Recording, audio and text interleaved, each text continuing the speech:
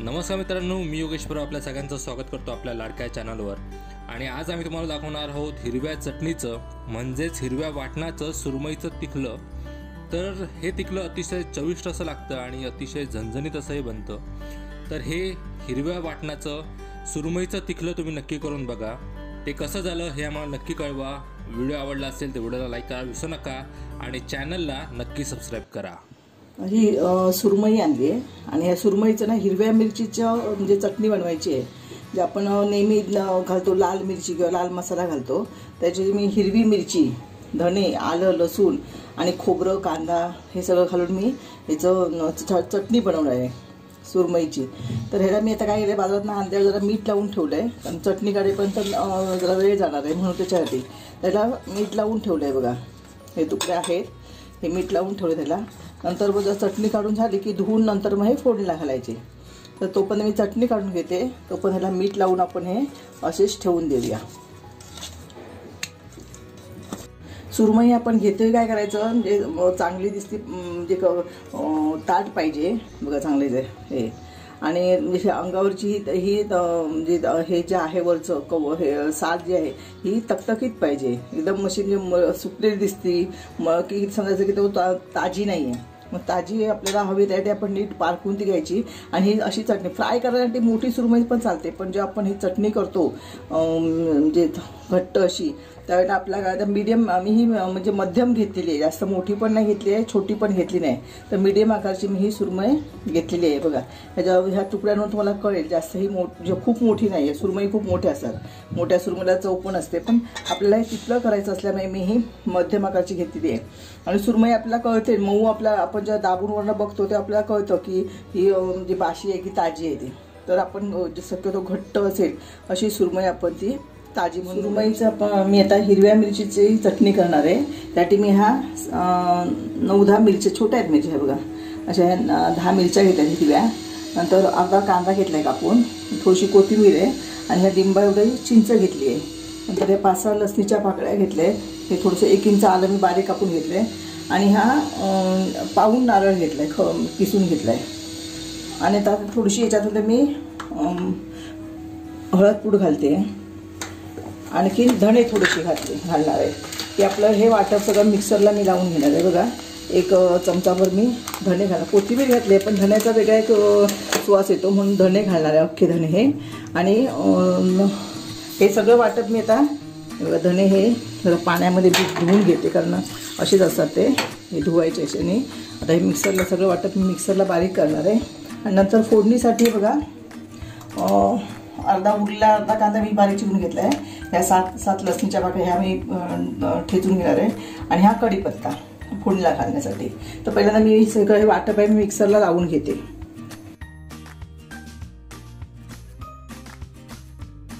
वाटप बारीक वाटून झालेलं आहे। आता माझ्याकडे ही गेल्या वर्षीची तिरफळ आहे ती, म्हणून मी जास्त थोडी घातली आहे, 4-5 तिरफळ घालायची शेवटी, फक्त नुसतं जरासं 1 मिनिटं पण नाही, कमी अर्धा मिनिट हिरवायचं, म्हणजे तो त्याचा ह्याचा तिरफळाचा सुवास या मी वाटपामध्ये येईल ह्याच्यासाठी, शेवटी फक्त अर्धा मिनिट। फोडणी करण्यासाठी गॅसवर भांडं ठेवते, चांगलं हे तापलं की मग आपण त्याच्यामध्ये फोडणी देऊया। तर भांडं तापलं आहे, मी फोडणीसाठी 2-3 चमचे तेल घालते। तेल चांगलं तापू द्यायचं, सगळ्या भांड्याला असं लावून घ्यायचं ते, की नंतर मग कांदा आणि कढीपत्ता, लसूण घालायचे, थोडासा हिंग घालायचा। तसं हे आपण मी नाही सगळं करणार आहे ना ओल्या मिरचीची, आपण नेहमी करतो मिरची लाल मिरची टाकून, तसंच आहे, बाकी काही फरक नाही, तसंच आहे, फक्त लाल मिरचीऐवजी हिरवी मिरची घातली आहे, थोडीशी चव बदलते, चांगली लागते। तुम्ही एकदा करून बघा ह्या पद्धतीने, आणि ते आपल्याला खायला भाकरीबरोबर चपातीबरोबर सुंदर लागते। तर आता तेल तापलं की मी कांदा आणि हे लसूण आणि कढीपत्ता घालते।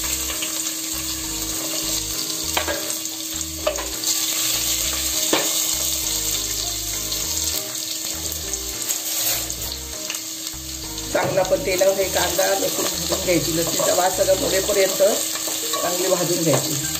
आता हे भाजत असताना मी थोडंसं छोटा माझा छोटा चमचा आहे तो, म्हणजे 5 पाव चमचा होईल हा हिंग घालणार आहे। हिंगामुळे चांगली चव येते.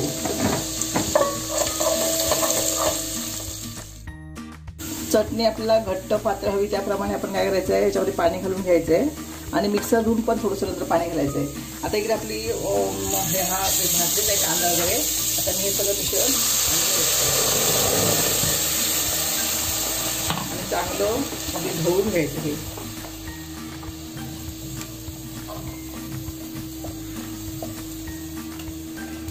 मी चिंच घातलेलीच आहे, पण आणखीन जर त्याला लागलं ना म्हणजे हे काय ते आंबट तर आपण कोकम घालायचं आहे. जास्त पातळ नको, भाकरीवर खायला घ्यायची आम्हाला, तर मी ही एवढीच ठेवणार आहे.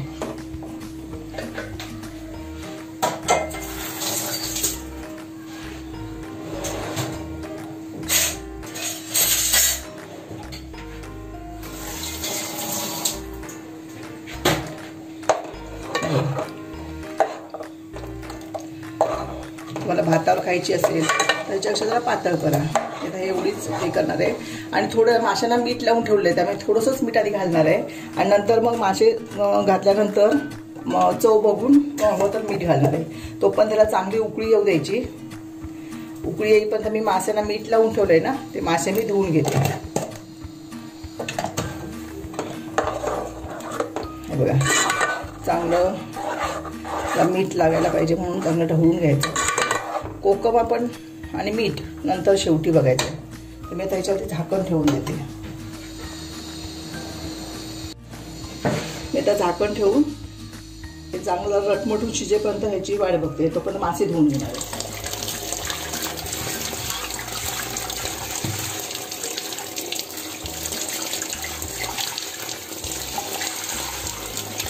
मीठ लावून ठेवलं, चांगले मासे धुवून घेते.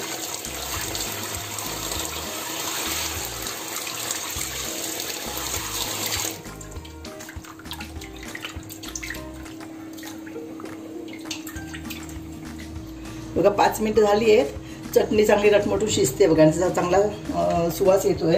आता जास्त करून आपण ना म्हणजे मधले पीस असतात ना, हे बघा हे असे मधले पीस आणि डोक्याकडचं पाठी शेपटीकडचा असे आपण हे मासे घालायचे आहेत. मी आता हे चांगले स्वच्छ धुवून घेतले 3-4 वेळेला आणि मी आता त्या चटणीमध्ये हे मासे घालते. आता हे घातल्यानंतर काय झालं ते जास्त ढवळायचे नाही, फक्त नुसतं जरा टोप आपण 2 साईडला धरून चांगला हलवायचा आणि मग त्यात हवं असेल तर आंबट आणि मीठ हवं असेल तर मीठ आपण घालायचं. तर हे बघा ह्या पद्धतीने असं चमच्याने आपण ढवळलं ना तर काय होणार माहिती आहे, हे मासे म्हणजे कुस्करतील. ते ह्याच्यात तुकडे आहेत त्या काय होणार कुस्करणार. तर आपण ह्या अलगद अशा 2 साईडला धरून असं हलवायचं. त्या सगळ्या माशांना चटणी लागते. आता आणखीन मी 2-3 मिनटं अशी झाकण ठेवून घेणार आहे. नंतर मग मीठ बघणार आहे आणि आंबट हवं का ते बघणार आहे. आता पण त्याला आपण 2-3 मिनटं चांगलं त्याला परत उकळी येण्यासाठी आपण वाट बघूया. आता मासे चटणीमध्ये घालून बघा 3-4 मिनटं झाली आहे, बघूया.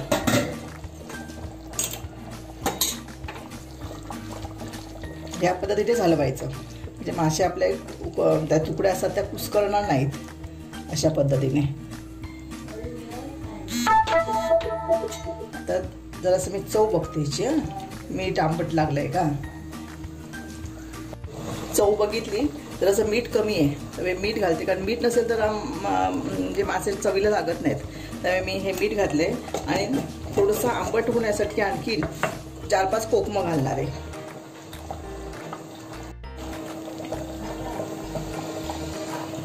हे बघा हे एवढे कोकमं घालते, मीठ घातलंय.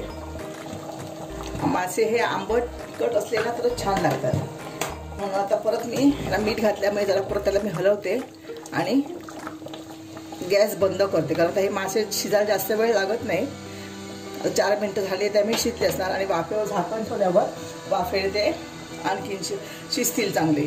तर तुम्हाला भाकरीवर कसे मासे खायचे, चटणी ही माशाची हिरव्या वाटपाची माशाची चटणी हे तुम्हाला नंतर मी दाखवते. आता 1 मिनिट असं राहू दे. आता वरून थोडीशी कोथिंबीर घालते. आणि झाकण ठेवते याच्यावरती आणि गॅस बंद करते. हे चांगलं आहे. आता उरलेली चटणी आहे ती चांगली त्याला मीठ मसाला लागून मुरेल चांगली. तोपर्यंत आता आपली ही हिरव्या मिरचीची सुरमईची चटणी तयार झाली आहे. तर हे बघा, हिरव्या चटणीचं सुरमईचं तिखलं आता तयार झालेलं आहे. ते आपण गरमागरम भाकरीवर खाणार आहोत. तर हे हिरव्या चटणीचं सुरमईचं तिखलं तुम्ही नक्की करून बघा. ते कसं झालं हे आम्हाला नक्की कळवा. व्हिडिओ आवडला असेल तर व्हिडिओला नक्की लाईक करा आणि चॅनलला सबस्क्राईब करायला विसरू नका.